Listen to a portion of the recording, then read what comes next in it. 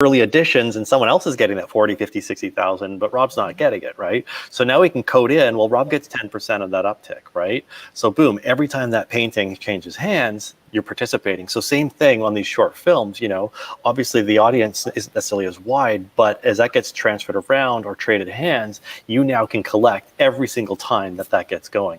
Another kind of interesting aspect for me, I think, especially on the short filmmaker side, but if you have a brand or you're an influencer, if you got this following, you can now bypass the traditional studio model or the traditional financing model and just go right to your fans. And I know this sort of happened earlier in the Kickstarter, the Indiegogos, the GoFundMes, but that's like a bit of it's a tough model versus here. If you've got that fan base, you can now give them so much more. This is it's those crowdfunding platforms, but on steroids, because it's direct access, it's immediate, it's verifiable. There's no waiting around. So there's an accountability to all of this that I think is really appreciated by everyone. Yeah, very exciting space. I mean, we've had some pretty good answers already. Erman, any other suggestions you want to jump in? Totally. I think everyone in the audience is spot on in the panel. So I think smart contracts is totally the way of the future, where the royalty rights from the content creators to even artists to participate into the future. I think that gives a very good, I would say,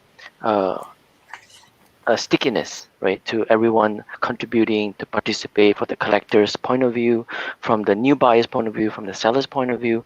So it creates the whole new paradigm shift in the way we think about like financing in the mogul's point of view, right? Yeah. Yeah, absolutely. Absolutely. Any of you guys have anything more to add just on that indie filmmakers, how it benefits, before we go to our next question?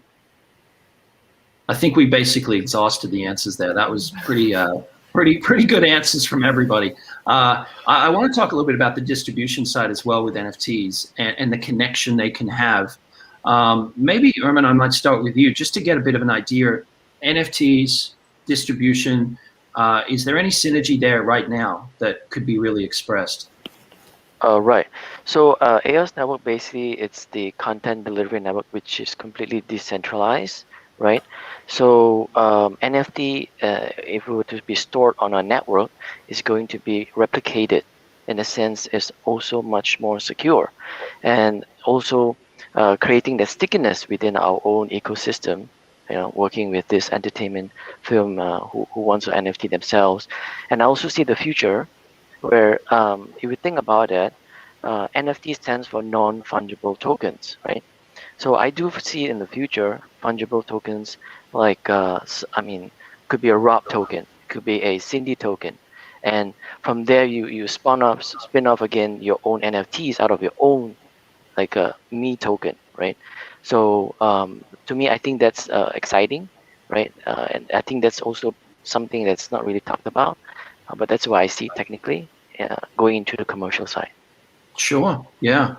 Jesse, any thoughts on that?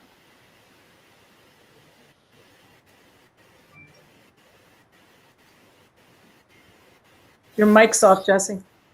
Can we get Jesse's mic on, guys? Hi, you hear me? Here we go. We got you back. Okay. The question was what was the question? Distribution of NFTs? NFTs and distribution, synergy there between the two. I mean, for me, it's like, I don't know. I don't really know an answer for that, to be honest. Yeah. Can I pass on that one? Yeah, you can pass anytime, man. Same with the panel. If you guys want to pass on my questions, no problem. Here, I'll pick up the baton. I'm grabbing the baton, Jesse. Okay. Yeah. So I don't know if anyone's been following the trades or not recently for the film industry, but Kevin Smith recently announced that he's going to be putting his next film up as an NFT, the distribution rights specifically. So it's called Kilroy Was Here is the film, which he's going to be making, and he's now going to be auctioning off the distribution rights for that. I think this is really cool. I think if you take it one step further, I think what's going to happen with Kevin's movie is you're going to get, the Amazons, the Hulus, the Netflixes, all those people are going to be bidding on it, which is great. And you'll probably get some of the other, larger distributors or studios as well. But you could take this one step further and go, okay, traditional model for distribution is you sell territory by territory or global streamer, and you're sort of one and done, or you're waiting for all these different territories. Here, going back to that notion of who's your fans, or who are your biggest fans, or who are the whales that want to disrupt or do something fun or cool, or really own a piece of history, someone could go out there and now buy for an entire country or a territory or for a language, or for this certain dubs or subtitled version of this film, or they could just buy it out in its entirety, and they would be the only sole owner of that film, potentially, right, for the right price at auction. So you could have in the UK, it's playing at all of the cinemas there, and in the States, it's at AMC's and Landmarks, and then in Canada, it's on your Cineplexes and your Rainbow Cinemas. But then for all of the rest of Europe, continental Europe, it's owned by one person or a conglomerate of fans, right? So that could be something where things get truly unique and super, to go back to that concept of scarcity and authenticity. You could have those situations where stuff goes out to auction like that, which I think could be pretty interesting, or potentially disappointing to a lot of other fans.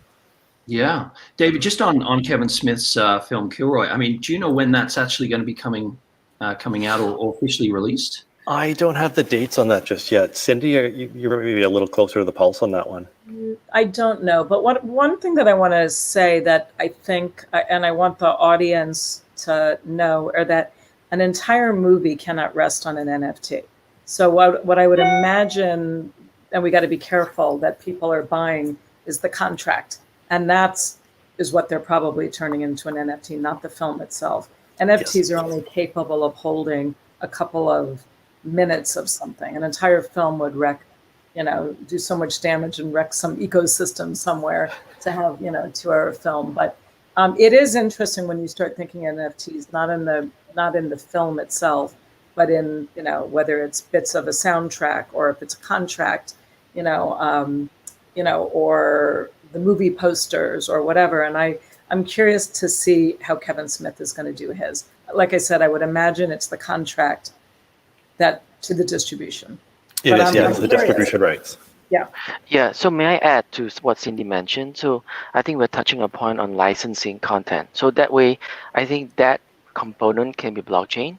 So let's say you made a film and then you want to distribute this rights to America's one geographic location. That can be blockchain, right? And who is distributing that? It could be Hulu, it could be YouTube, or it can be Netflix. So in that way, there's a different component, not really an NFT, but it can be blockchain in terms of the licensing rights, content-wise. Yeah.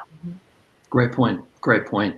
Well, I want to circle back to you, Cindy, on a question with NFT and branding, especially in films.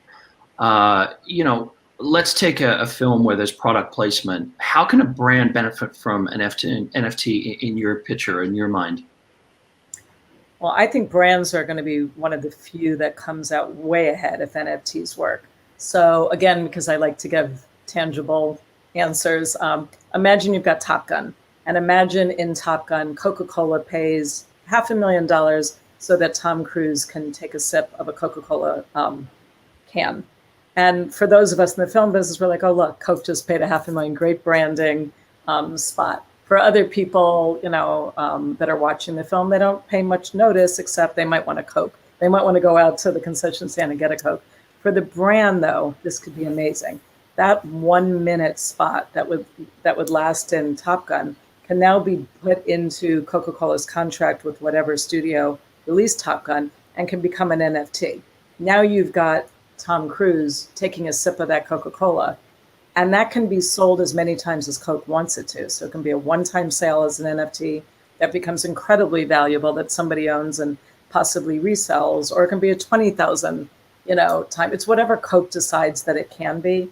But can you imagine owning that, your favorite star with, whether he's wearing Nikes, whether he's drinking Coke, whether he's driving the BMW and James Bond. I mean, it'll be amazing for a brand to live forever and to be seen forever versus that 1 minute that they might have been seen in the film.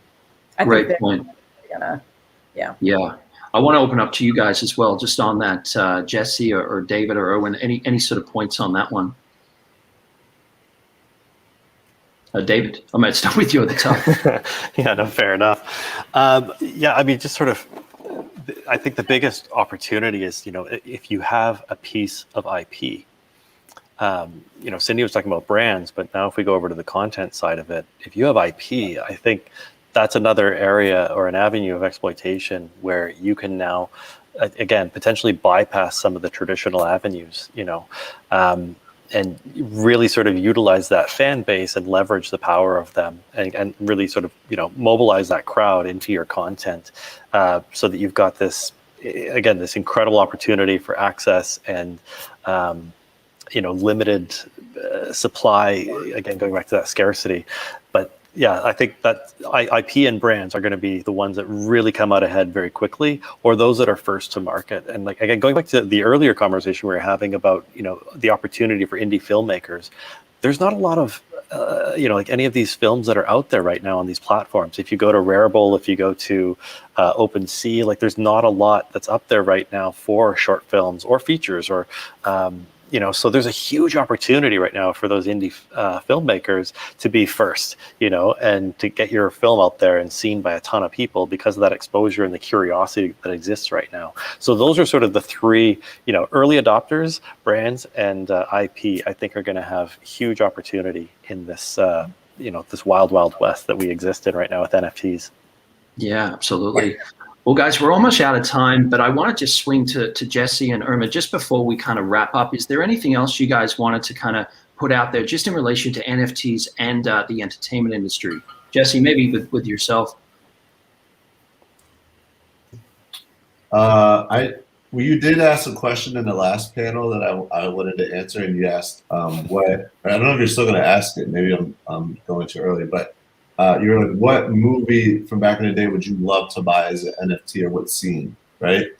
That's coming up in like 60 I got distracted. No, I think the level is going to be high because this is the film NFT kind of panel, and we're asking a film question. So I feel like the answer is going to be really good between everyone here. As far as the NFT space, I'm just really excited because I feel like people like myself, like filmmaker, artists, is like we're getting to now be directly to people that like our stuff, to be, we don't have the Googles and the YouTubes and the, all these social networks kind of managing our content. Now we get to like distribute it to our fans directly, which is, to me, is super exciting. And I'm really excited to see where it goes, because I do want to make movies. I want to make short films, and I'm just excited for the technology to finally get there, because I know it's not. And like you guys were saying, like, the contracts is what's being sold, but it's just all very exciting for me, and that's why I'm like full tilt. Like I kind of like put YouTube to the side and making content I want to make. Actually, I don't want you to read what's going on there, and make content I want to make, and I get to sell it to my fans directly. Like, that's so exciting to me. That's awesome. We're excited too. So, all right, guys, the last minute. This is the question I'm going to run to each of you. If you were to go back in time, which iconic movie scene would you make into an NFT? David, I'll start with you. Okay, so I've been watching a lot of Mel Brooks movies with my daughter. I've been acquainting her with the screwball comedies, and one of my all-time classic favorites is Spaceballs, the movie. So I would do the scene where the radar's been jammed and they go up to the radar technician. I think it's played by Michael Winslow, the actor, and he's like, "We lost the bleeps, the creeps, and we lost the sweeps." that scene is so classic for me. So I would love to own that. That's awesome answer. Cindy, over to you. So because it reminds me of everything that's going on today, I would do Back to the Future. Ooh, and good. There's a great line where Dr. Brown turns to McFly and says, "Roads? We don't need roads where we're going," as the DeLorean takes off into the future. But if people remember, what he said next was, "Whatever you do, McFly, don't go to 2020. That's genius. By the way, you guys go back and forth. That's crazy. That's that makes you think. Great answer, Cindy. Great answer. Jesse. Okay, I got 3. Number 1, definitely Scarface, when he pulls out the M16 203 grenade launcher and blows the hole in the door. Say hello to my little friend. I need that. I mean, I've had the posters on my wall almost my entire life. Like I've already owned like a poster. Like, so that's number 1. Number 2, Goodfellas, when Joe Pesci and Ray Liotta, he calls him a clown. That whole scene. That's my favorite scene in any film ever. That scene. I'm sorry, I got 3. And the opening scene of Saving Private Ryan. Oh, they're all yeah. pretty solid answers. Solid answers. No pressure, Armin. Yeah, James. So I like to add about the brand and NFT. Allow me. Sure. We've got about 30 seconds, but Okay. we'll So I keep going. believe the brands can actually participate in the NFT, whereby you can wear a watch with a celebrity, like say Tom Cruise, and say that, oh, this is a Patek Philippe, and then you buy a very limited edition plus an NFT. So you bid up the price of NFT for the entertainment world. I think that's cool, right? That's very cool. Answer the question, right? So the second one, the movie scene that I'm thinking of is, in Tom Hardy in Inception, it says you've got to dream a little bit bigger, darling, and talking to Leonardo. So I think we're in Hollywood space, we've got to dream and dream bigger and bigger every day. Yeah, I think every night. these answers are going to be really tough to beat for the next panel session when they give theirs. I mean, they're all really solid scenes. So, guys, I really appreciate the chat. This has been fantastic. I encourage you guys to connect again. Everyone speaking the same language. And on behalf of Mogul, I mean, it's been a real pleasure to have all you guys here. So thank you very much for your time, insight, and just the conversation. Absolutely. Thank you. Thank you. Bye, Thanks so much, everybody. James. Thank Bye, you. everyone. Bye. All right, we're across. Give us a bit of an update, Rob. Streams crossed. We're getting some sound this time, which is a good sign. Okay, can we hear me? Yeah, you're good to go. Yes. Yeah, I can be heard. What's up, guys? So, can you tell us a little bit about what you're doing just here, Rob, on the painting? This is like the great rewind in life. Like this is actually, anyway. I am painting, which will end up being, I believe, the third NFT that I'm doing with Mogul. So I am painting Deadpool, and I've already got animations planned in my head. But this is a lot of fun, and yeah, we already unveiled, I think, last session. We briefly spoke about Star Wars, and can we have a look at the community NFT Sure. and just talk us through a little bit of that one?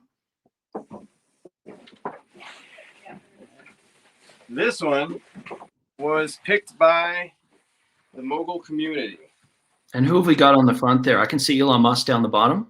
On Musk, and I'm just flat out gonna say I don't really know. I think we've got CZ.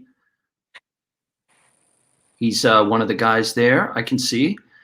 And the founder of Ethereum, also in the spacesuit. I think that's our three that we've got outlined there. And yeah, I need to bone up on my knowledge, but yeah, this was amazing to paint because I didn't get to choose a thing. So And how long? it was crazy. What was that? And give us a bit of an idea how long that take to paint. Well, it depends.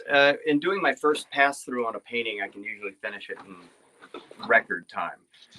It takes a bit more time to put detail on. In record time, I could finish a painting in a day if I wanted to. But it's the touch-ups. So after you get all through with the chaos, it's about going in and fine detailing it. So that's sort of a two-part question. Yeah. Well, I just want to briefly, just while we touch on that, just the community NFT, just talk a little bit. I'm just going to mention again, this is one of the largest contests in blockchain history because there's over 1,000 copies, and anyone that collects more than 50% is going to get a role in a Mogul production. So I'll say that again, anyone that collects more than 50% is going to get a role in a Mogul film. But I'll talk more about that just at the end because we've got to go to our next panel. But Rob, is there anything you want to fill the audience in before we go to the next panel? Because very soon we're going to see you burning an NFT, which is the Wolf of Wall Street one. Right, that's right. This will be the first time I've ever destroyed a full piece like that. So, yeah, can you give us a hint how you're going to destroy it? Yeah, if I wasn't painting in the same day that I was burning, I probably wouldn't be burning it here, and I would make it some fantastic thing.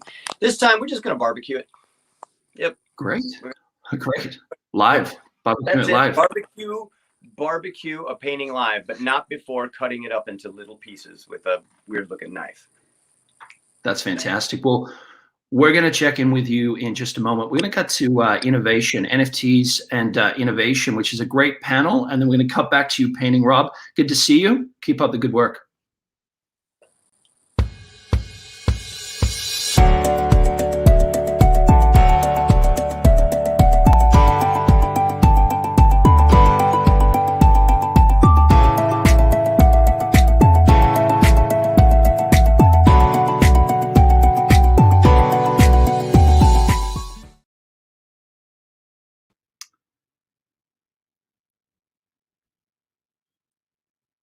Welcome back to our next panel, and this is a really exciting one. The next wave of innovation with NFTs. We've got a real all-star lineup here today. Again, Dave, Joyce, John, Arjun all joined us, and Rob is just down the bottom with the live stream. You can see him, but still at work with the NFTs painting. I'd love to just go around the room, maybe start with you, Dave, and just get a little bit of a snapshot of where your based industry sector and how NFTs are affecting your marketplace. Sure, absolutely. Firstly, it's great to be on here. So I'm one of the co-founders at Vivi. We basically take brand IP such as Warner Brothers, Ghostbusters, Sony, etc., and we bring them into the NFT space as digital collectible. And our focus is really around experience. I'm a collector, my business partner is a collector, and we really believe that this is effectively collecting 2.0. That's fantastic. I got to ask as well, the background, what have we got in the background just behind you? Well, I had to show off a couple of my, so these are a couple of bear bricks on either side, very, very rare. So I can't give out my address just in case.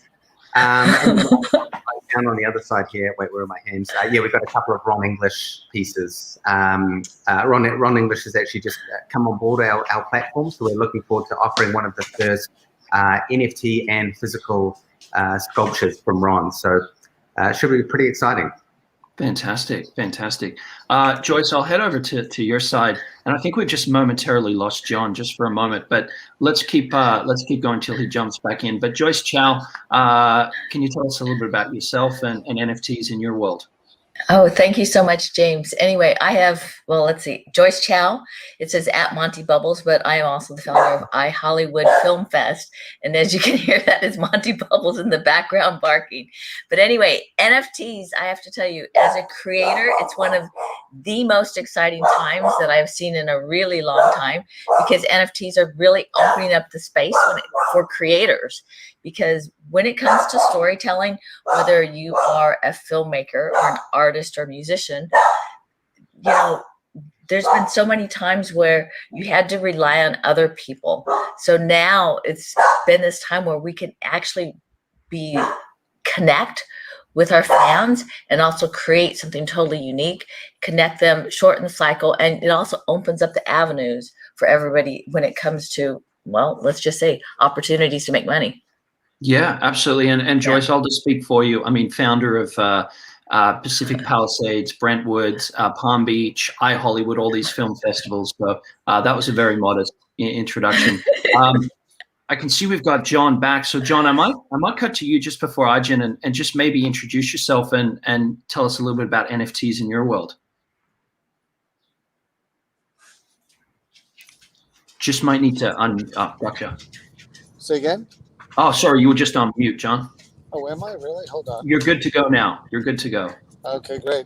So my name is John Karras. I'm the president and co-founder of Acoin, more importantly, Acon Legacy Ventures, with Acon, legendary global superstar, innovation and tech leader, and very much social impact focused philanthropist. So we've been in around the crypto/blockchain industries for 3+ years. Been in the world of NFTs for about 7 months, and whole bunch of interesting stuff coming over the course of the next several weeks in many different arenas. Lots of collaborative stuff, and for us, it was the possibilities of collaborations and mashups in very interesting ways, putting unexpected bedmates into the same 4-poster. So lots of messing about there, as you're about to see. Coming Yeah, to you well, very soon. Yeah, I'd love to take a deep dive in that in just a moment. Arjun, just a little bit about yourself too, just and obviously how NFTs are kind of in your world at the moment. Sure thing. Hey guys, so I'm Arjun. I head growth at Polygon. And what Polygon is that we're a scalability solution for Ethereum. And of course, we've been tracking the NFT space for a while now, and we've been super excited with the kind of growth it has seen for almost last. I mean, I've been looking at it for almost last 8 to 9 months. And of course, our objective was to make the technology behind NFTs really easy to use, and to make minting NFTs, sending them, all of that, like cheaper, faster, and sort of accessible to the average user. So this is kind of what my focus area has been, and of course, we've had some pretty interesting things happening, in that space with OpenSea coming on board to Polygon, and we've got a whole bunch of different marketplaces launching. We've got lots of gaming, which is producing an entirely different kind of NFTs, and then there's this DeFi plus NFT angle as well. So it's really a super interesting space for me, and yeah, I would love to sort of get into the discussion and discuss more. Yeah, no, absolutely. I mean, I think the great thing about the panel that we have here is that everyone's coming from a different angle, but everyone's got a lot of experience in different sides. I really want to go back to you, John, because I know you've got some really interesting stuff going on and overseas as well. I just thought maybe for anyone who's watching, we could maybe take a little bit of a deeper dive into some of the stuff you're doing overseas, and why obviously a rising economy is a good fit for NFT and cryptocurrency.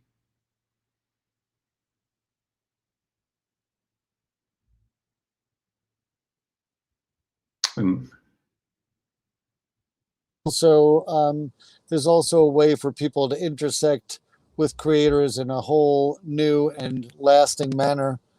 We find ways to embed that intersection with the creators into everything we do, whether known or less known as a surprise Easter egg within the stuff that we help our talent create.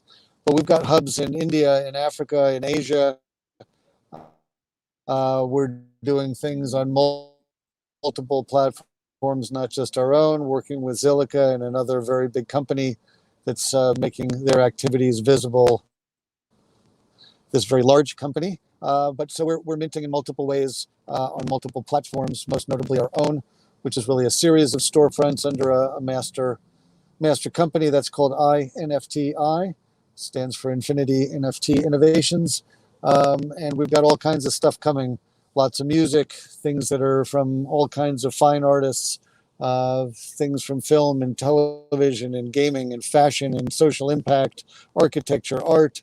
So all kinds of stuff coming, very focused on rarity, very focused on a combination of auction and collections.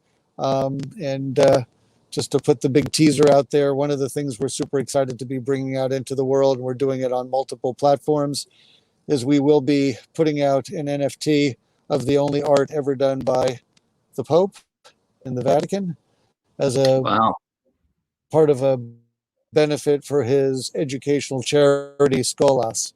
And it's pretty cool art, actually, and there's some very interesting bells and whistles behind it. But it's for an amazing cause, scholarships to outstanding youth that are deserving of a higher education, and they've got a really.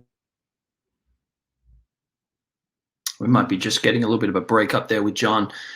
John, what I'm going to do is I might just cut to Dan. Just because the phone keeps ringing. Let's see if we can get you a bit better now. Oh, sorry, John, you're okay now. How's the connection now? Oh. We'll cut back to John. His connection just cut out, but really interesting stuff. I'm going to circle back to the Pope as well, what he said about the NFT. Dan, I'm going to cut to you as well. Just the same question, just in relation to your world, virtual reality, NFTs. Can you kind of take us on a bit of a deep dive into what you're seeing NFTs and how that aligns with virtual reality right now?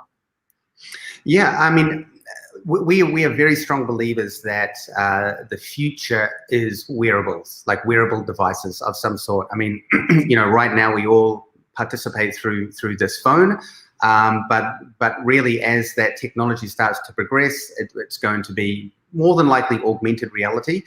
But obviously, when we are in these environments, they are filled with digital items. And as those digital items become, more and more part of our daily life, in the same way that I've got these sort of rare physical items behind me, people are going to want and will demand and will start to chase these kind of same rare items in the digital world. So that's really where I think that NFTs start to make a play in the virtual space, or in these sort of metaverses that are coming out.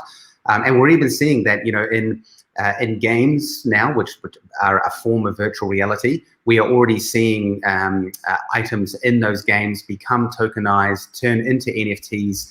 I'm a bit of a nerd if you probably don't know, but when you're playing World of Warcraft, you might spend 20, 30 hours grinding for that weapon or that sword, but in the old model, you couldn't do anything with that. In the future, you'll be able to take that asset, move it out of the platform into another platform, and it just builds up this sort of world of digital assets that become tradable and interoperable. So that's really where I think things are going to head as we move more into either an augmented world or a virtual world. And just quickly on that as well, I mean, is this a rapid thing you're seeing, or has this been building up over the last 6 to 12 months? Just quickly off the back of that question in your world. Well, we started this journey about 3 years ago, and back then, honestly, very few people could even spell NFT. Now, my mum, my dad, my grandma, my grandma's dog, everyone knows what an NFT is nowadays. So I think it's rapidly starting to take shape in public. Possibly due to COVID, where artists, whether they're musicians or painters, weren't able to do galleries or shows. They're looking for other avenues to be able to express themselves and also, of course, to make money. And NFTs provided a perfect mechanism for that. Yeah, and I think everything you're saying is online with the other industries as well, as far as gaming, film, and then moving into, obviously, art was the big explosion. Joyce, I'd love to get your take as well. And again, I mentioned, background within the film side, but just in your landscape with everything you're doing at the moment, what's your take on obviously NFTs and the world that they're in at the moment? Anyway, NFTs remind me of where Bitcoin was in 2017, because right now everybody's hearing about NFTs. They're trying to get into the space. They don't know what to do. They're looking all over the place, and there's a lot all over the place. And then all of a sudden they feel like there's this huge learning curve, and then they're not quite certain what they should do or what they can do. One of the things that I've seen most interesting was David Bianchi. And he's an artist, he's a filmmaker that I've seen for years and years and years. And all of a sudden something came across my space, and it's like, David, he's the first person to ever mint an award-winning spoken word film as an NFT. And all of a sudden I'm going, what? David? And I'm calling him up and I'm like, why are you doing this? And he's like, you know what? He says, this technology is here to make the world a better place. So the artist, it's like you can use it to make money, but this is a way for artists to go ahead and stand out. So what he did was with his 2 drops, and it was brilliant. He did it with a area he called Spinema. So he collaborated with a Grammy-winning poet called Malcolm Jamal Warner and spoken artist Chris Word, and he created this film. It's just absolutely brilliant. And of course it was inspired by You Can't Hear Me, with everything that happened last year with Black Lives Matters. And then he took this and used it to raise awareness of all the inequalities that have happened and what is happening in the world. But it's a way that he's spinning the NFTs to obviously, raise the bar and bring attention to himself, but also the cause. And so I'm seeing a lot more of that. And it's like, there's just like this race to be the first. And so you're seeing everything from what people are doing as artists. I'm hearing from, oh, wait a minute, maybe I shouldn't say, okay. There's a lot of things that people with collectibles, with cars, one of a kind this, one of a kind that, and they're all trying to figure out what's the best way to do it. And it's just one of the most exciting times out there to be a creator. Yeah, well, I think we're all speaking the same language as far as, and I really liked your quote. I mean, NFTs are where Bitcoin was in 2017. everybody's starting to race to get involved, but not everybody knows where it fits or where the pieces come together. But the one thing which is there is excitement in them. You know, people are excited by the idea of an NFT, and I think the art industry is really, obviously, and the music industry, especially in the sort of the Hollywood or the more mainstream media of music, they're getting very excited at the moment. Arjun, over to you, open field. And just before you answer, I just let everyone know who's watching, we're just having a little bit of technical issue with John. He's trying to get back on, but the connection's a little bit dicey where he is at the moment. So we'll try and get him on as soon as possible. But in the meantime, we've got 3 all-stars here to keep us going. So Arjun, open field, NFTs. No, sure, definitely. So for me, I think the most interesting thing about NFT is that if you look at in general, and we've discussed this point a bit, but if you go back, it's always the content creator, or even in some cases the developer who would get the short end of the stick, right, when it came to sort of the business value, and the value was always taken away by the middlemen, or as one might call them, business people. Except that with blockchain, now that power goes back. So if you look at the blockchain world right now, all the power is with the content creators and the developers. This is exactly where it should be. So this is why I feel that this technology is so transformative, right? And that's why I'm excited about NFTs, because now it has shifted that balance of power, and suddenly all of the agents, all of these social media networks, etc., suddenly can't control this, and this is revolutionary. Now, as far as NFTs are concerned, of course, we've talked about metaverses, which again I'm super excited about. I mean, Decentraland launched like last year, and we had when they launched on our network, we were like pretty clear that this is going to be the future. And now with Sandbox and so many other different metaverses coming in, and also this other interesting point which is brought up, right, that because the NFT standard is common, you could take this NFT and it would be interoperable in all of these different metaverses, right? Which makes it completely crazy in terms of what is possible and what is not. What I also feel like when I look at the future, and when I talk to some of the other startups, we're looking at NFTs in different ways. So of course, one part is it represents art or music, but what I also feel is that there are other interesting ways an NFT can. So NFT can also sort of represent a piece of data. For example, what I believe that in the future, all insurance policies will also be NFTs. Like every insurance policy is like an NFT. Every medical insurance policy is like an NFT. All of these financial sort of vehicles which we buy, like for example, as a person, you have house insurance, you have vehicle insurance. All of these actually are NFTs. They're one of a kind. They're mapped to you. They cannot be mapped to anyone else. And all of these other issues which you face in the finance industry, right, with sort of forgeries, with people trying to sort of always try to game the insurance company, like all of these problems will go away. So there's also this other interesting impact, which is something which you can put in monetary terms, but there's this huge transformative impact even for the finance industry, right, which may not currently look at NFTs in this manner, but that thought process is coming. And then there are startups, who are trying to sort of build these kind of interesting modalities into, and bake this into NFTs. So for me, like as a person who sort of is helping growing the who's sort of helping the ecosystem, this is like the highlight of my day. When I get to interact with these different startups, all of whom are looking at NFTs in entirely different manner, like the content creators, entirely different thinking process. Then you have these people who are melding these words. Like you have an ERC1155 NFT, and you could put ERC20 tokens inside that NFT. And now that NFT represents like an interest-bearing financial vehicle, right? So the NFT now has like 20% written on it. That gives you 20% returns. And whenever you add like tokens to that NFT, it's return. And now you can take these NFTs and you can stack them. So you can take a 20% return, 7%, and you can stack these NFTs and build like this very insane kind of financial portfolio, which again is like completely sort of blows my mind what's possible with this. So I'm like super excited. Like for me, every day is just so amazing that all these different things are coming out. And as a technology platform, like it's our prerogative to make sure that that we make it easy and accessible to the user, that all of these other nitty-gritties like minting the NFT, distributing it, like all of those kind of things, like it's our goal to like make it so seamless and easy that any Web2 user without any knowledge of blockchain can just instinctively understand how to do these things. So those are some of the things, some of the problems we are trying to solve.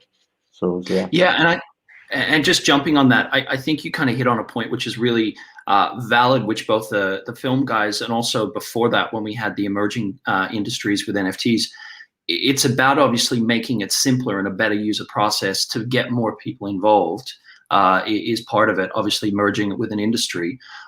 Kind of going off the back of that, and I might jump to you, Dan, just on this one first, but what are some of the barriers that need to be broken down in your industry in order for NFTs to become even more mainstream? Or like, as Arjun was saying, so it's a user experience that's even better. What are some of the barriers that you see need to be broken down? Well, I think like any emerging technology, we've seen Bitcoin and NFT have gone from something that was very technical, and year on year, the products that come out make it more accessible to average users. Like, Coinbase has come out as an example. They're very easy onboarding. So number one, it is about taking a lot of that difficult technology and really putting it in the background and wrapping it in a beautiful user interface that mass market can consume, as Arjun said, without having to understand too much of the technology around it. For us, because we actively target collectors, and we don't expect that they will know too much about crypto or understand a private key or a wallet address. We try to put a lot of that stuff in the background, so it's just very easy. So I think really just the path forward is, we're really already on it now, and it is each year, as I say, the solutions that companies like Matic bring out are just become easier and easier, and it's just going to lead to widespread adoption.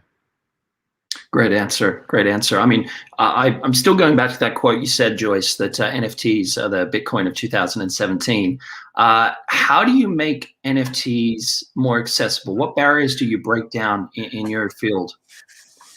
Well, I'll tell you, a couple questions are of my concern with it, which has to do with who owns the NFT, even though you own it, and it has to do with storage. Because if you have the NFT at a location, what happens if that company no longer exists?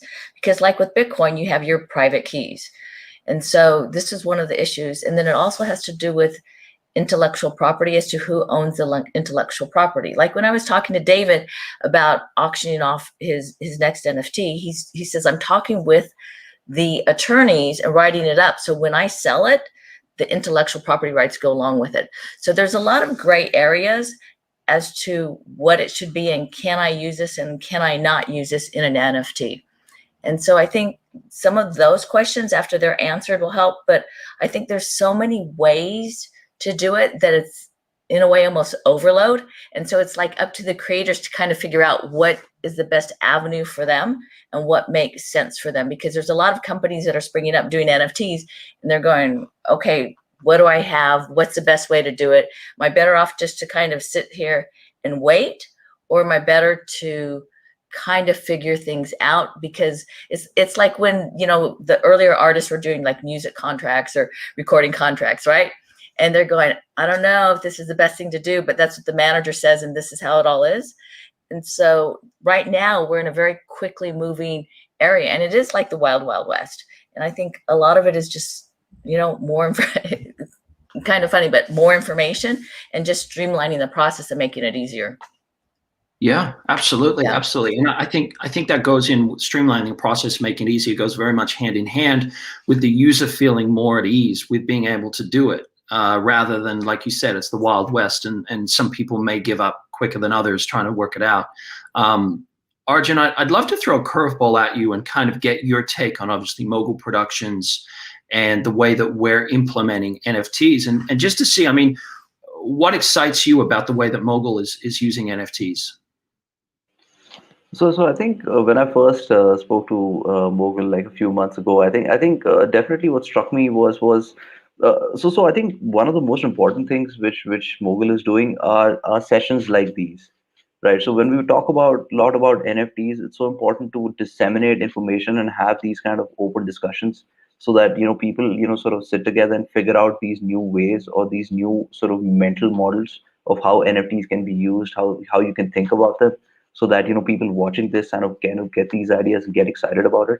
With respect to what Mogul is doing with NFTs, of course, bringing all of that intellectual property and sort of distributing it using this model again. Then using sort of the right ERC standards. Of course using Polygon network. So I'm super happy about that, which makes minting NFTs very fast and easy. So I think those are some of the things which strike me about the way Mogul's approach has just made it like a lot easier for users. And I think here also Joyce brought some very interesting points, which I think a lot of people don't talk about in the frenzy, that about data persistence. Because this is digital data. Like, how do you ensure that you buy a very expensive NFT and it's always available? And there's some interesting solutions around that as well. Like there are solutions like what Filecoin does, where they have a coin and they've ensured that the data is always available.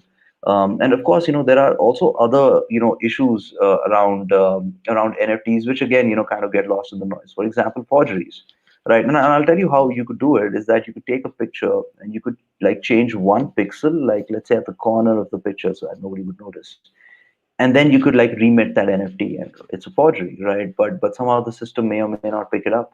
So interesting solutions are coming in this space as well. I've spoken to startups who are using artificial intelligence and AI models to figure out, to look at a picture and then be able to figure out if it's a forgery or not, and what are some of the common techniques which people use to sort of digitally forge pictures, and how to detect those, how to detect things like wash trading, which is like me selling to my friend, selling to me, selling to my friend, to artificially inflate the value of the NFT, and those kind of things. So I think a lot of interesting things are happening.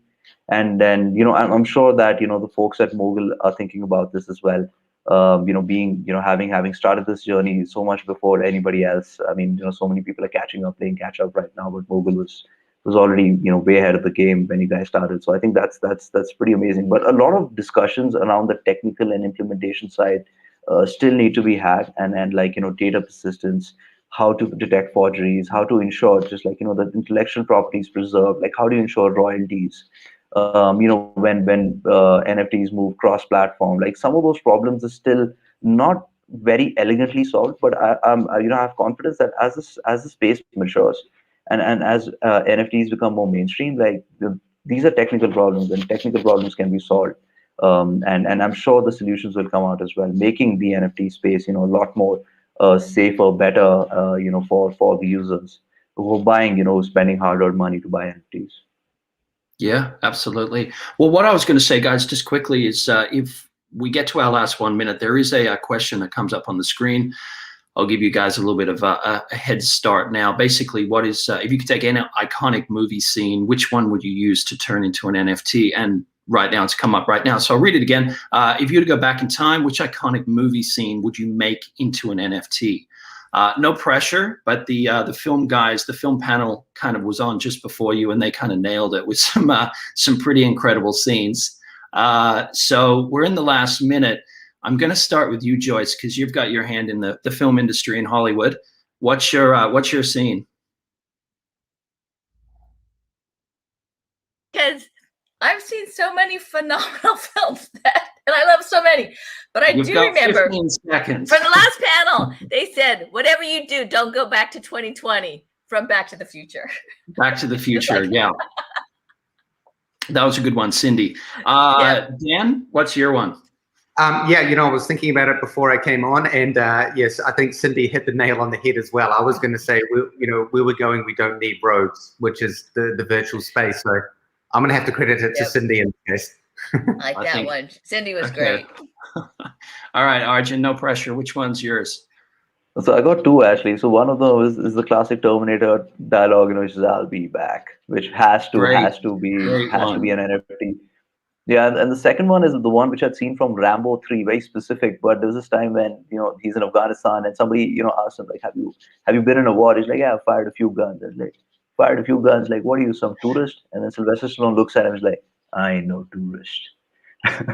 So I think I definitely want to see that as an NFT. Like, I'm not sure why, but a lot of the panelists are choosing like action movies, which very big action stars. Then, guys, it's been a great chat. Again, for anyone watching, we had a little bit of technical issue with John, but next time around, we'd love to get him back again. But the three here, Dan, Joyce, and Arjun, we really had a good chat and really appreciate it. You guys should definitely connect if you don't have each other's details. We all speak the same language. And coming up next, we've got one more panel. We're going to have a quick chat with Rob. We're just watching paint, and then we get into seeing him destroy the Wolf of Wall Street artwork. And straight after that, head to the Mogul platform, and you can bid on it as a world first NFT for Rob Pryor. So we're going to see if we can connect with Rob. Are you there, Rob? Here we go. Oh. I think we're gonna watch you paint for about 5 minutes, Rob, to see your skill set, if that's cool. I was really in it. Probably too much in it.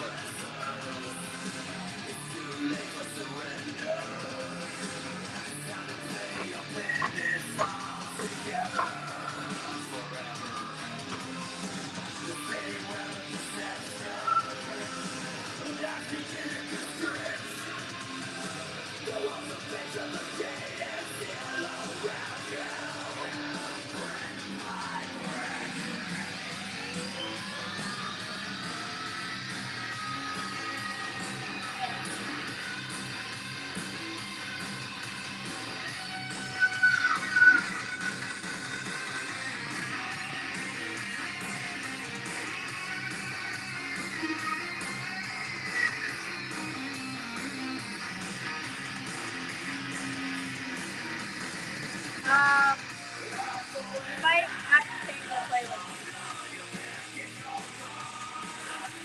Am I getting too much done? No, YouTube is Oh. gonna do stuff if you're playing this music, so you gotta play your other playlist. Okay. Maybe just skip this song. Okay. Can't skip that. Okay, can do that one. No, wait. Actually, they're talking about. No, I have to go to the other list. Do you have it on the phone? No. Okay, just keep playing. Just keep playing. I just. Slower though. Can you text? Can you? got What? Library. Can't hear you. The library, you have to keep going.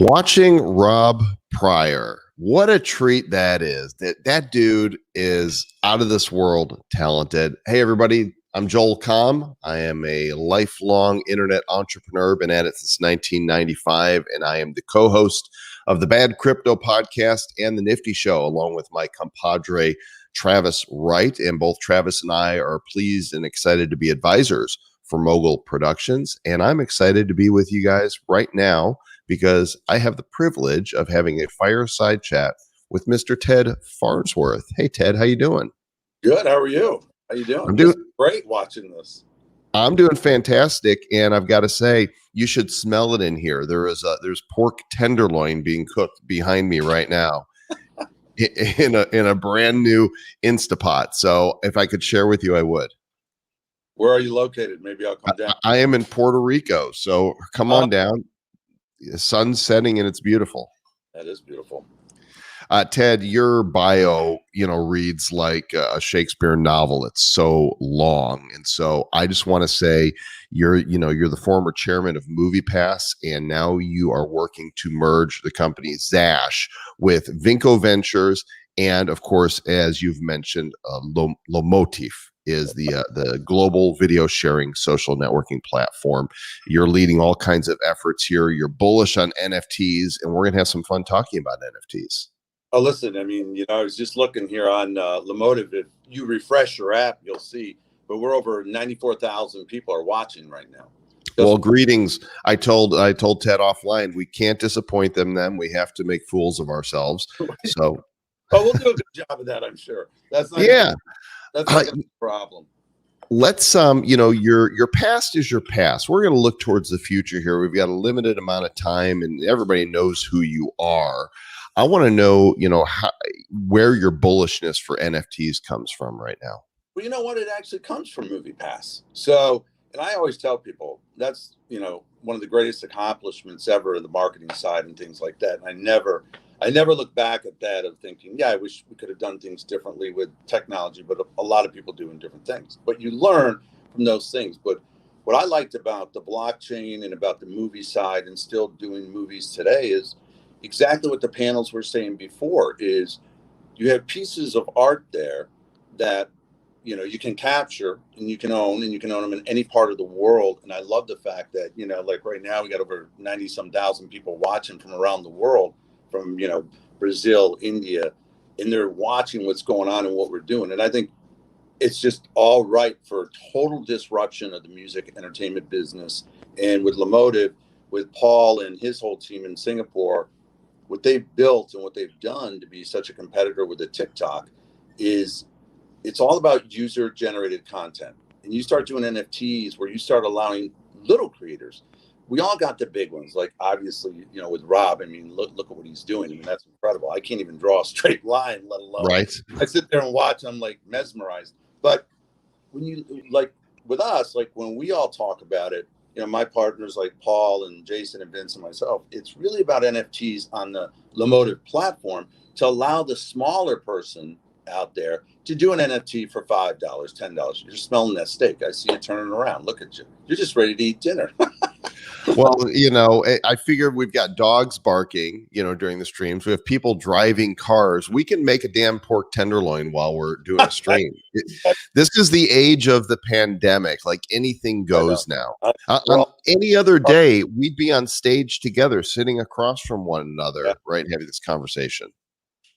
But it's but so that to me is why I'm so bullish on it. And I think, I've dealt with blockchain over the last several years, actually, with companies that I've owned in Israel over the years with blockchain for other types of data, and always been really bullish on it. But I think the NFT side, because you do have that physical asset, like what Rob's doing there, of like that to me is like a whole different ballgame than just a Bitcoin or some of the other coins that are out there. It's always been hard for me being a finance person, get my head around those, of just like, they're trading out there in space somewhere and there's nothing physical or tangible to touch.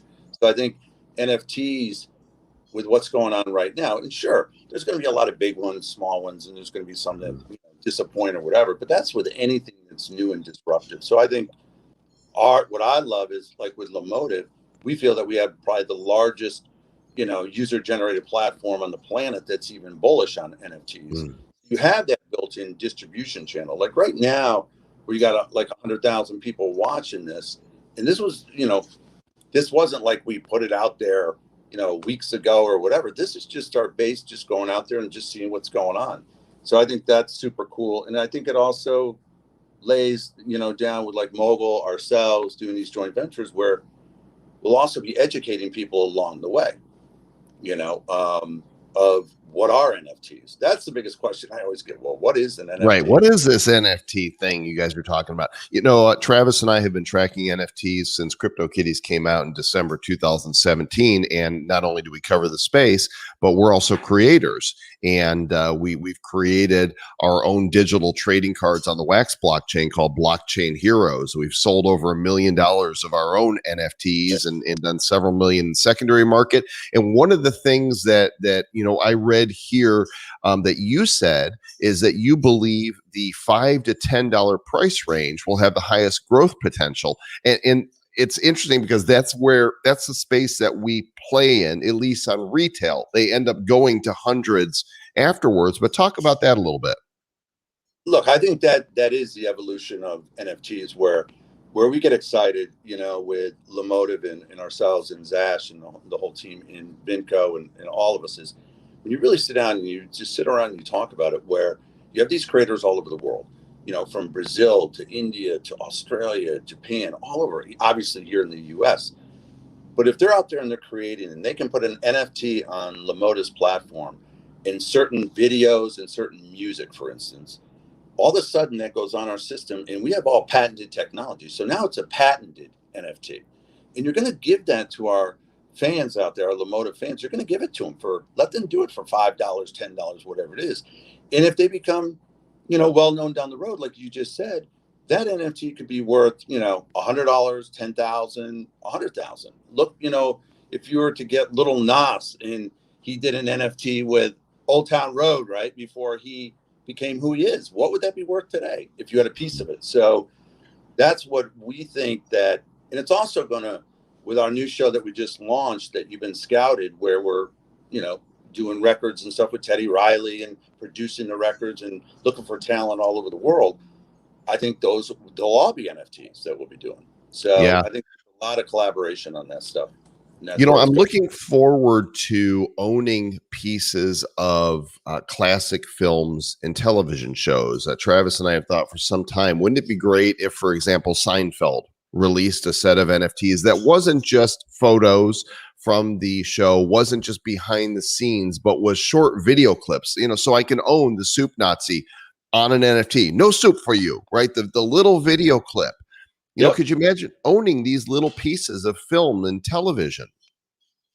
Listen, and that's exactly where we're going as well. We think there's listening to your panels. I got on early just to listen, and I thought they were fabulous and it was so many different, it was such a variety of different people that were on the panels talking about it, where like what we're looking to do with Lemotive is we're going to take 10 minutes of B-roll, put it into one of our channels of one of our movies, say it's whatever, Bruce Willis movie, Nicolas Cage movie, whatever it is. And we're going to tell the world, go out and create a trailer for this movie out of the 10 minutes in B-roll there with all our editing tools. And whoever wins that's going to win, $10,000, whatever it is, And we're also going to turn it into NFTs. And, so I just think there's so many ways to find so many creative people out there to do NFTs. And I think when the average person understands what it is and understands, and they're not afraid of the platforms, or they're not thinking of Bitcoin, being $50,000 or whatever it is, it reminds me of Pokemon Go. I mean, when it took off, just like what you guys are doing with your cards, it's very similar. And I think that to me is incredible growth, and where Lemotive, I believe, is at the forefront of being able to do that for distribution, for people like yourselves or any creators out there. Where are they going to go, right? To have the eyeballs and at the end of the day, we all sit here and we all talk about the movie passes of the world and Netflix is all this. It's all about eyeballs and content. Well, we have the user generated content, and then we got the eyeballs. I mean, Lemotive has had over 210 million lifetime users. 210 million. That's like almost the size of our country, right? And spent no money on marketing, no money on going out there and doing all these things. So what they built is all about the creators. And now I think we're just taking it to a whole nother level. So that to me is what's super exciting. where it's The going. thing about NFTs is they're programmable media. That's essentially what we're talking about here. And there's no limits to what can be done with that where code is concerned, right? There's so much more than pretty pictures on a screen as you start involving rich media. I get the question all the time too, what is an NFT? When do you think we stop referring to them as non-fungible tokens and they just settle in as digital collectibles, digital art, digital film? Cards, digital things. I think NFTs are going to be around, obviously, the term for a bit, obviously. But I do think you're right. I think it will as time goes on. Which, by the way, we just passed over 100,000 streams. I'm just looking, 101,000. Way to go, Lamoda. Which is amazing when you think about that, plus YouTube, plus everything else. That's the size of a Super Bowl game inside of a stadium. A little bigger. So that to me is what's exciting about that. But I think NFTs, going back to your question, that it will evolve and migrate and all these different things. And I think it's what I find fascinating is the more you peel back the onion is there's so many things you can do in NFTs. And I agree. This is the Topps baseball cards of today, in my opinion. Well, they're doing that, right? So the thing that inspired us is when we saw Topps release Garbage Pail Kids, the classic 1985 series. They packaged up as packs and sold them for fiat on the Wax blockchain. And you'd open up a pack and there was Atom Bomb, right? These classics from the initial set, only instead of being static cards, there was movement, there was lighting effects, there was sketches, and they could do so much more. And Topps just last month released the first MLB set on the blockchain, and they sold out in less than 30 minutes, did something like $2.5 million. And that was just a taste of what's to come. I think, look, the company that Vinco just acquired, Immersive, is all about augmented reality. And when I sit there and look at the technology of where it's with your phone and you're looking up, you're looking down, and it's taking real, and it's so far beyond me with technology. I'm more the marketing and finance guy, but I just sit there and you look at it. But to your point of where it's taken that baseball card or it's taken the basketball players to a whole different level of, collectibles. And I just think it's wide open, and I think it's going to be fun to see how it all shakes out and how, I love disruption, anything that disrupts standard, status quo. So even watching how it's going to disrupt the music industry, right? Doing it with videos and having the blockchain so the artists can actually see where their money's going and how it's going. And, look, we just announced the other day, we're doing the one with Tory, Lanez, and he's dropping his NFT album with us at Vinco. And then also too, with other ones out there as well, Flow Rider and these ones that are doing it. So they're all looking for that. And what's really interesting to me is they're all artists and creators. So they're very open to it as well because they see it as a new form of art. So there's some that are doing it right, right? And then there's some, and I have nothing against the Kings of Leon. I like their music and they're talented. When they did their NFT launch, they did it purely on Ethereum. And most of what they offered was for the fans that have a lot of money, right? Not for the regular people, which is kind of, circles us back to doing $5, $10 NFTs. And, we've seen some athletes that have produced some beautiful NFTs. The people that did the Mahomes NFTs, amazing looking. But there was nothing for the regular fan.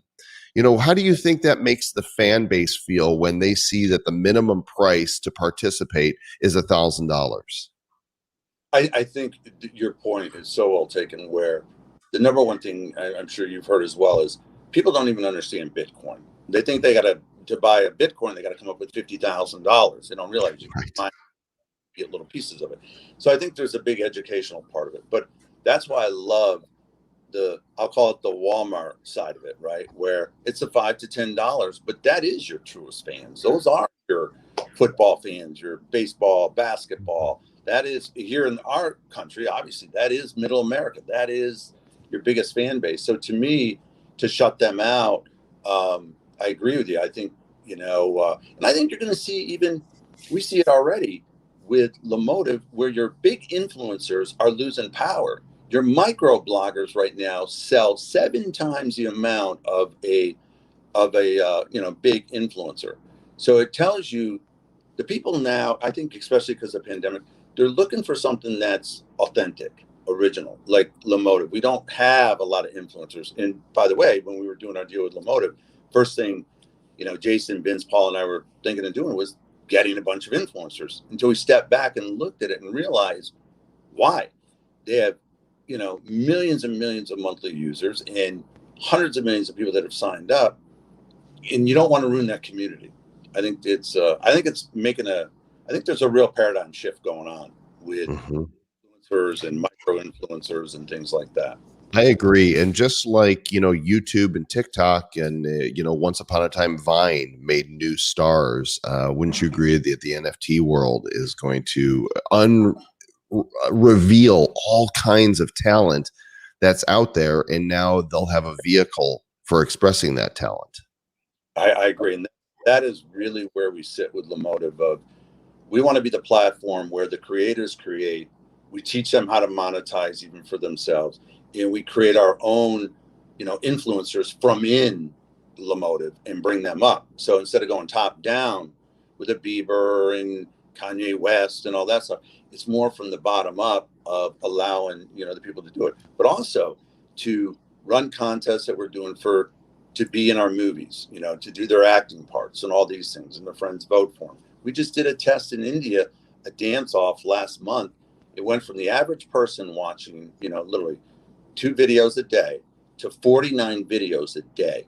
Wow. So to me, when you talk about NFTs, that's your audience, right? And that's what we feel like with Lemotive that we're bringing that whole, the culture and everything else, but and obviously the people are technical savvy, so they understand what's going on. And I just think it's going to be neat to watch them create their own NFTs and watch how they monetize over a couple of years or whatever. I think it's going to be super cool of just watching it. At the same time, the cream rises to the top. I remember when the live video streaming, craze hit around 2015, and all of a sudden you can go live on Periscope or on Facebook, and everybody and their brother and their mother and their dog went live. And what happened? People didn't watch because most of what people were producing wasn't interesting. I feel like we're going to have this massive influx of everybody going, hey, let's do NFTs. And what's going to happen? There's going to be a lot of people that say, well, NFTs don't work because what they're producing isn't really up to snuff. Right. Well, I think it is going to flush out.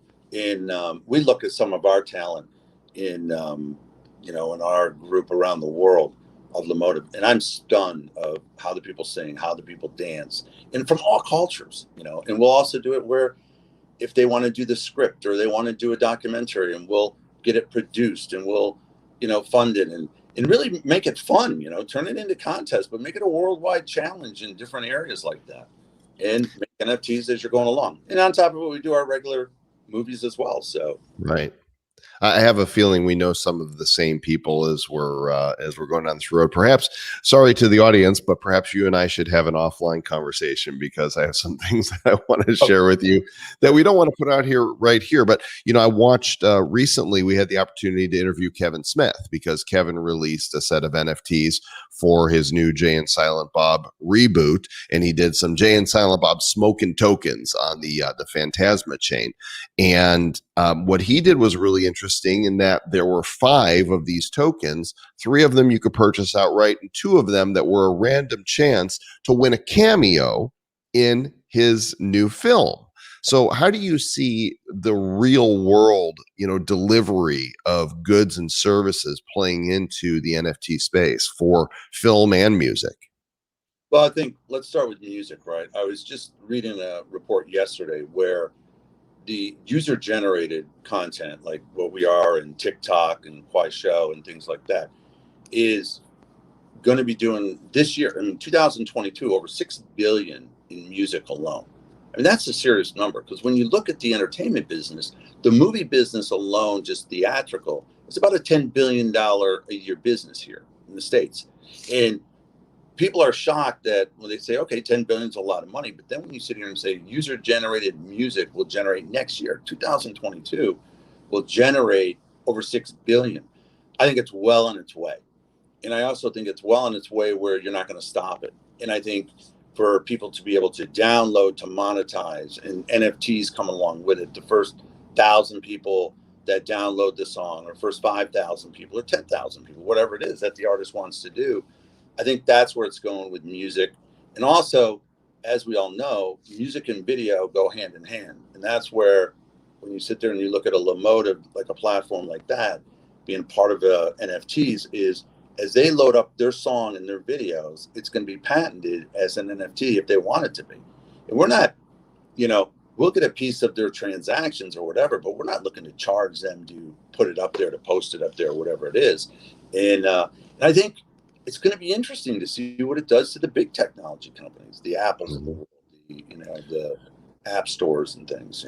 It's the ones that need to be taken down a notch because they have too much power. Is that what you're saying? Because they're too centralized? I did not say that on video. No, I said that. I have no problem saying that. I wonder who's going to be the first major musical artist to release a song that's only an NFT, right? That is not going up distribution through any other means.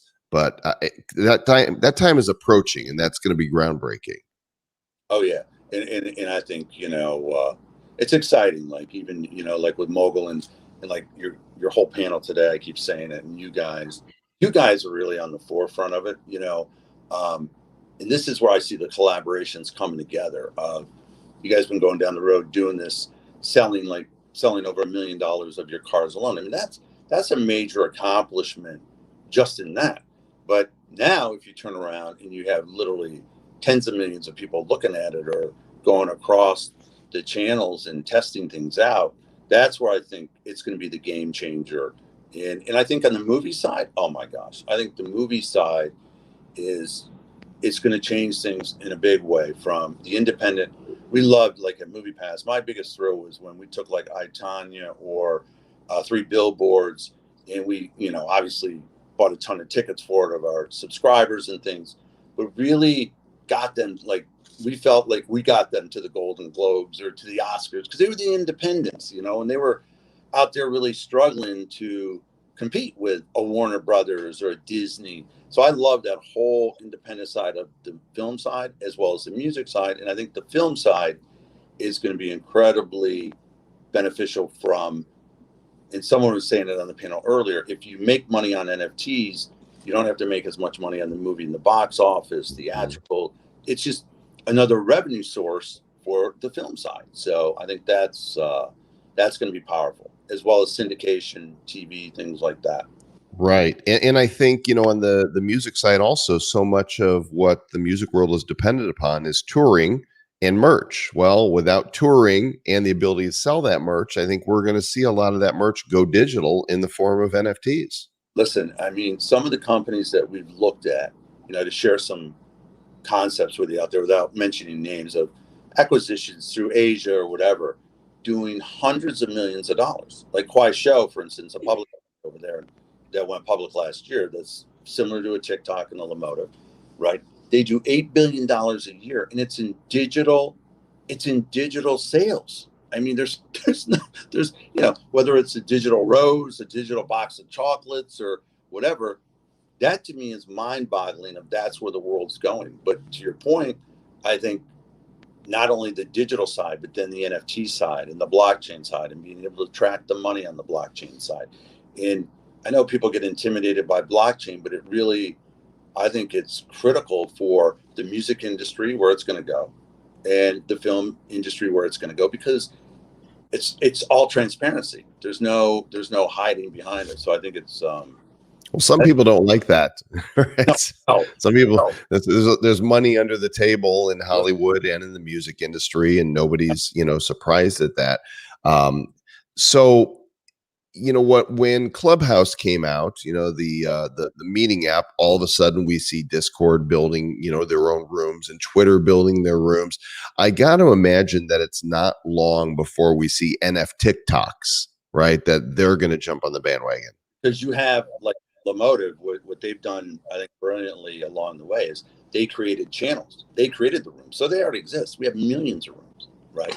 And And then the editing technology that they have breaks everything down in 1 second. Here's the part where I get excited.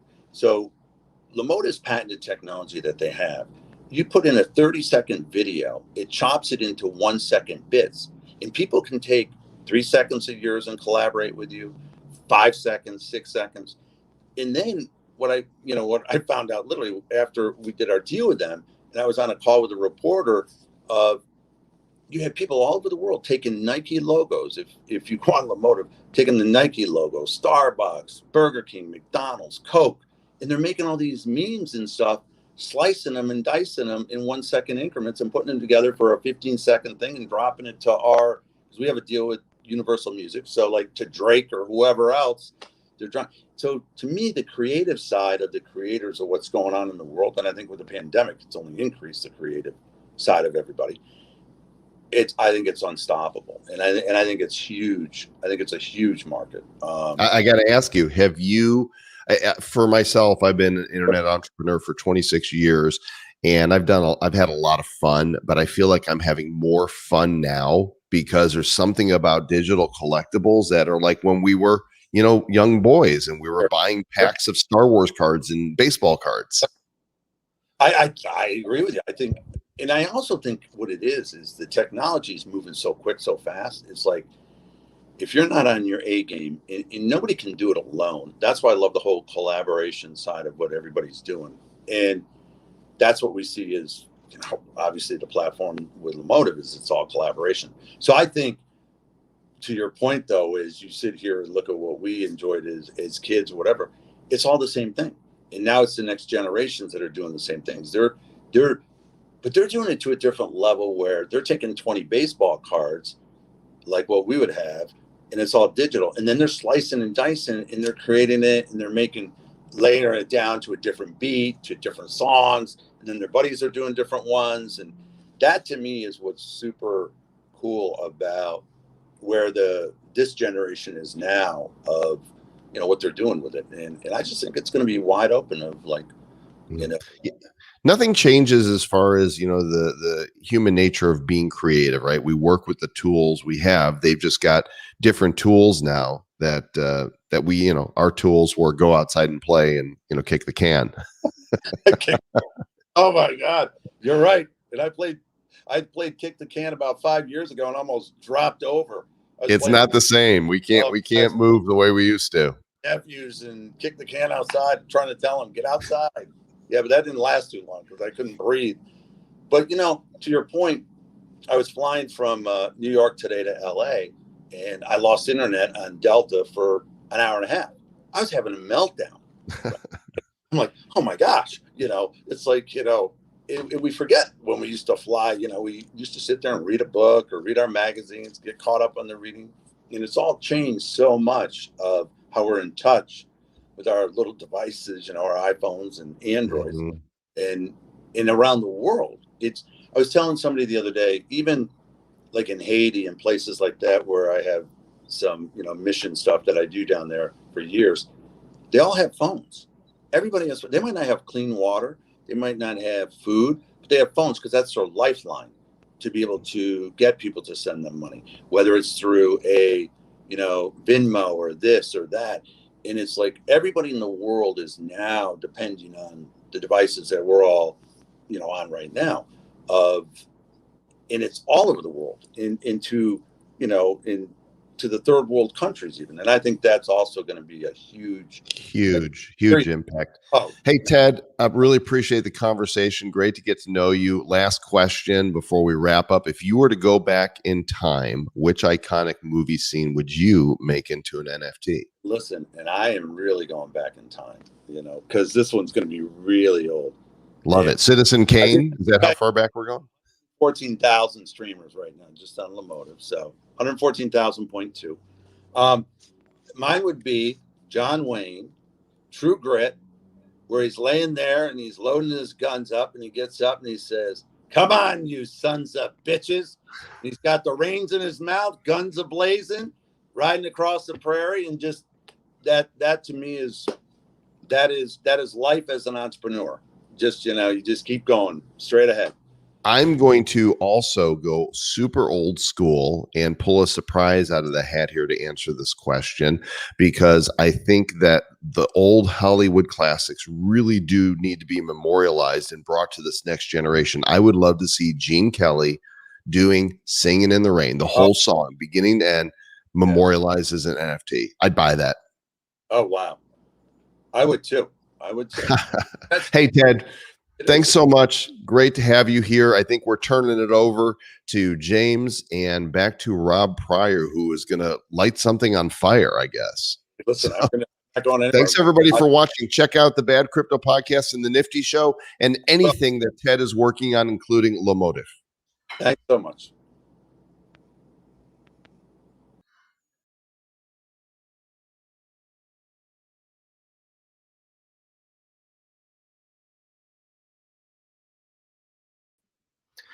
Thank you very much, Joel and Ted. That was a great chat, and you're not wrong as well. This is the really exciting part we're going to come to now. Rob, can you hear me?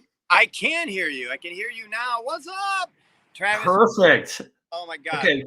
I'm just gonna prep the audience what they're in for right now. So this is first of a kind. This is your first NFT that you're going to burn. Yes. And by the way, call out something really quick. I saw a comment earlier saying he looks as nervous as we do. Well, yeah, I do. I thought you were all class, Rob. Yeah, all the time. Anyway, so go ahead. So I'm just going to fill everyone in. This is the really exciting part. This is the Wolf of Wall Street NFT. What we're going to do is we're going to have you destroy it live on camera. So then it's proof of origin that the NFT is the original. We're also going to show, obviously, a quick digital one before the end of this broadcast so everyone can kind of see what they're bidding on at the auction.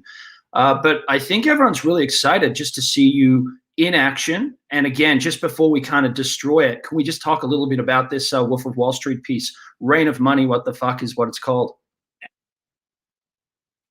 It's true. You know, when I first did it, that was actually my thought was, are you kidding? You know, they just ripped off so many people and did so much. I was like, well, I guess that's perfect title then, because it's just that was just a fucking crazy movie. And the fact that can actually happen. Anyway, so that was sort of the power that drove me to it. And how cathartic is it to burn that one in particular? You know what I mean? Just for everyone as well, how long did this take you to do as well? The initial painting on it probably took me, I don't know, maybe an hour. And then the detailing and all the accoutrement, that was horrible. Took me probably another few hours, maybe another 5 total, just because I get really detailed in there, and Perfect. Well, I got to mention one more thing. Andrew mentioned to me just before I came on to make sure, for anyone that's obviously bidding on this item afterwards on the Mogul platform, head to the Mogul platform. You've got to be bidding in stars, but that's not a problem. You know, go to the platform and simply sign up. But also, there is going to be a video embedded in the token of you actually painting it. There is. There's that, and I don't know if they cut clips from some of the other stuff. Yeah, a renditive of you painting as well. So a rendering of you painting and some animation. Yeah. So what we're going to do. Yeah, I mean. Sorry, you go, Rob. No, you go. So what I think we should do is I think you should talk us through right now. I mean, the steps. I mean, I heard we're going to barbecue it, but let's get this underway. Let's do this. All right. All right. You know, and I hope you guys can hear me. And James, if you can't hear me, let me know. I'll move a little closer. You're good to go right now. Yeah, go ahead and grab each side of that. I was asked, well, if you're just going to barbecue it, how do we know? I seriously was asked this, and I was like, wow, that's actually a valid point nowadays. How do we know that it's actually being destroyed and it's not CG? So I feel a little bit like a bad version of Houdini. But it's really here. It's really it. And just to start,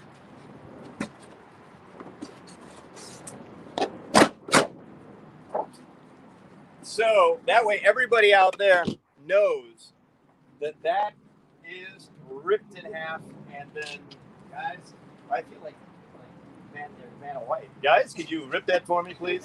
I don't have the strength. I went in while this is going on, and they're ripping the painting to shreds because we're gonna barbecue it. That feels awful.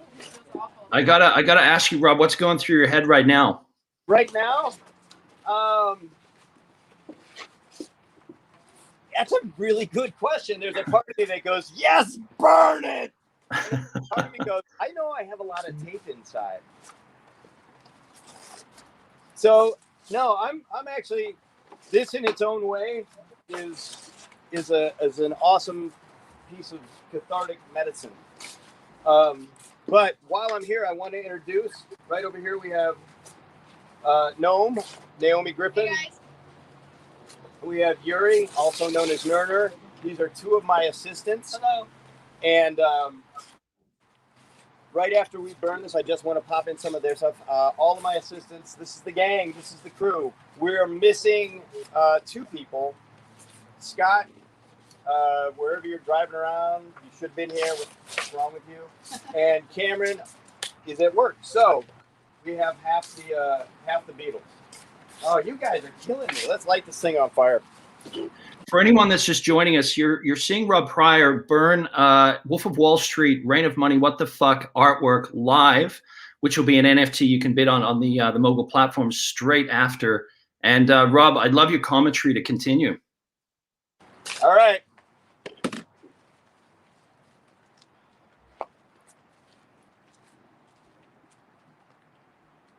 So you are watching some whacked out piece of history, I think, because some crazy artist just burned a very expensive painting. And this is going to show the proof of origin for the NFT being the only original. So what I'm going to do, we've just got Rob off the screen. I'm going to see if we can get the actual digital version of the artwork up on the screen just now, just so we can just see what we're actually missing. We have going to get Rob back in a moment, but I'm just going to ask the guys if they can put the actual digital version of this Wolf of Wall Street NFT that Rob did, just so everyone knows what they're bidding.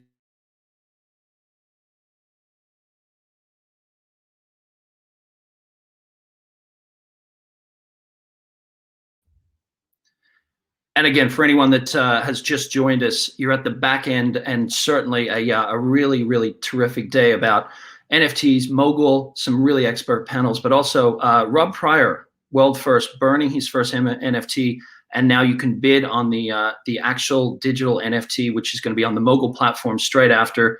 And this is a really exciting time as well, because for those people who are perhaps looking at why NFTs are so important, obviously there's the speakers that we've had, the panel that we've had is really going in and dive deep about how it affects the industry.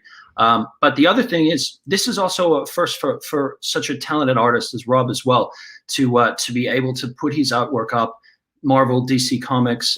We were going to have a chat with him about George Lucas. But there's other NFTs as well that you will be able to bid on the Mogul platform. I've got Lisa, the CEO of Mogul, to kind of close out what a great day it is. Lisa, great to have you back. Hey guys, so we're actually just trying to get Rob back online again. We lost his connection. The connection's probably pretty bad outside in his backyard. So we'll chat a little bit until we can get Rob back to just kind of say goodbye to everybody. This is one of our first event of many that we're going to be doing here at Mogul. So we really hope that everyone enjoyed this and hope that everyone learned a lot, because I did and I had a lot of fun. Like James said, to auction and bid on Rob's NFTs, you would need STARS token, and that could be purchased through Uniswap. And to attend the auction, you will have to log on to our platform at my.mogulproductions.com. And this auction will take place at 8 p.m. EST for consecutively about 24 hours, ending tomorrow at 8 p.m. EST. So yeah, we just got Rob back. How's that painting looking, Rob? It is burnt. It's almost done. It's almost done? It's almost done. Good eating. So are you going to be offering the ashes of the painting to whoever that's going to buy the NFT? I think that's a great idea. We should get a Mogul box, scoop up these ashes, and yeah, whoever gets this NFT, let's send them the ashes of the painting. I think it's yeah. I think that's a great idea. So yeah. So not only do you get the hidden the hidden making of, you also get the ashes of the painting burned live. You wanna give us an idea of how what other options that we can see the other two NFTs get destroyed? I know I'm kind of going through all the YouTube comments and I'm seeing a lot of people pretty sad about you burning this one, but you know, if it was given the option to. So here's how I feel about burning it, honestly. So guys, don't worry about it. It's one of those things, I think, in an artist's life. You know, you always see the movies and you see things, and you see people ripping it apart or whatever. And there's just an emotion that goes with it. And now that emotion is released and it's all in that fire. Yes.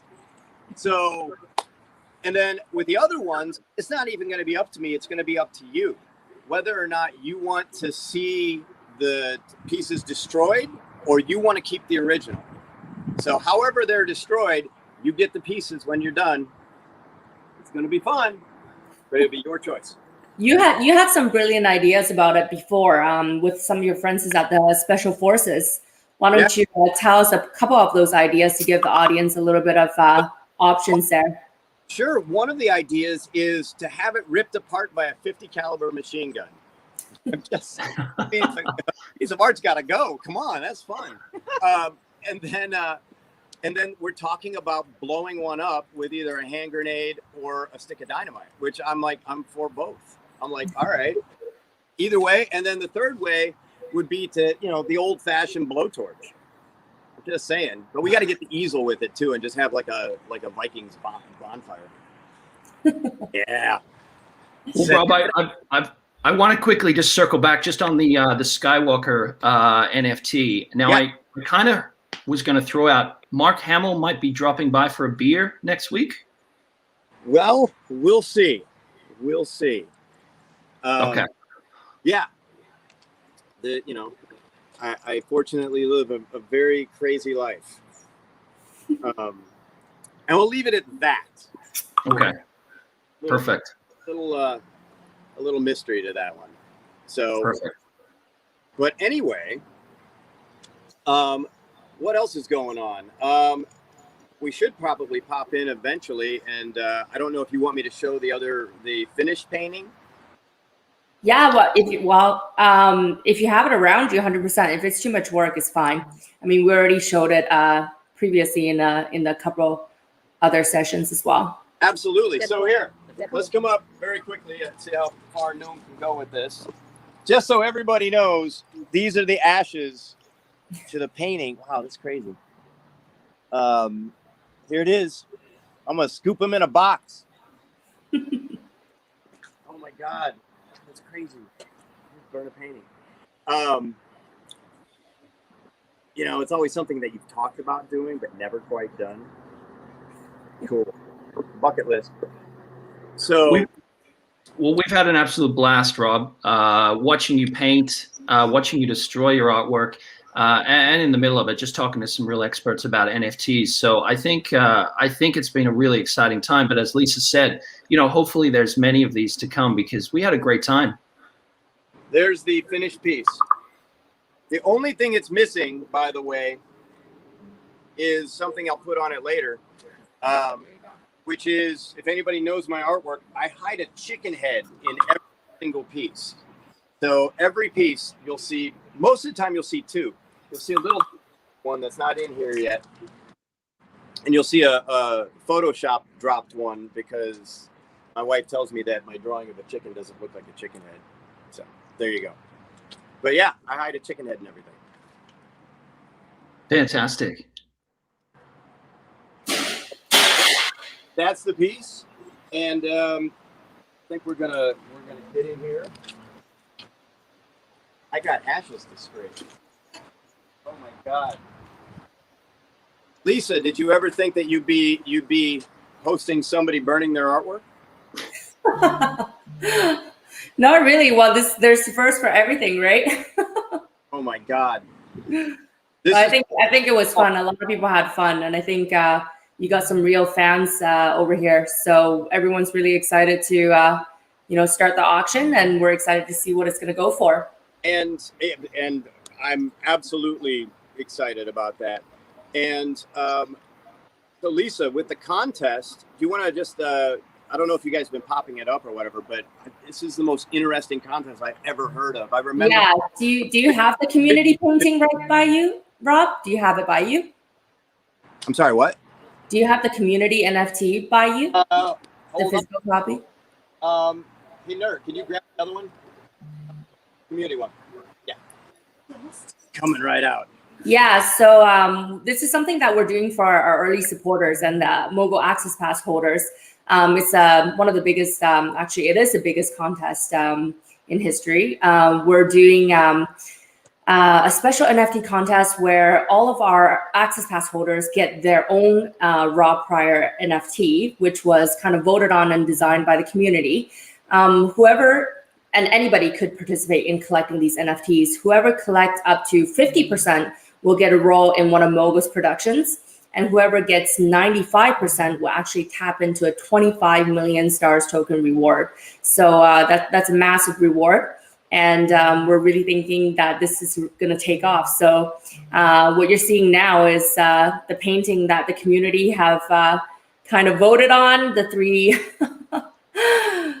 individuals that they thought they would like to see on this NFT. So we'll get that digitized, and this will be distributed to our Access Pass holders as something that Mogul is doing for them. And yeah, whoever that wants to participate in this contest can come to our Access Pass holders and start collecting these.